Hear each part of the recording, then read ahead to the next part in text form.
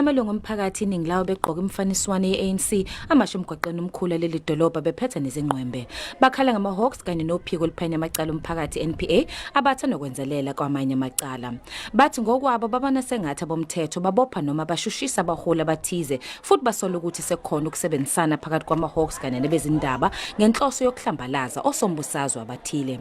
Kulabo kubalwa owayengumongameli wakuleli uJacob Zuma, unobhala jikelele weqembu libusayo Bakhalazela kanye nowayemeya yomkhandlu dolobha weTheku uZandile.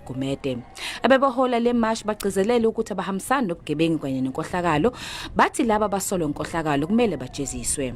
Asikaze sisho ukuthi umuntu ongabe ufakazi bukhona abangaboshwa. Esekunothisayo ukuthi abantu abaningi baqale baboshwe ubufakazi bungabi khona. Baphenywa kuthiwa sesikubophile kodwa sayophenya ukuthi wenzeni. Okuyinto ke sicabanga ukuthi ayinabo ubulungiswa phakathi lona. Ikuphuca amalungelo akho amaningi kakhulu wena umuntu oboshiwe. Obemele uphiko liphenya amacala omphakathi nowemukele uhlu lesikhalazo uthe bazodlulisela kophethe lolu phiko esifundazweni. Ezindabeni zeSABC ngu-Iindaba eThekwini.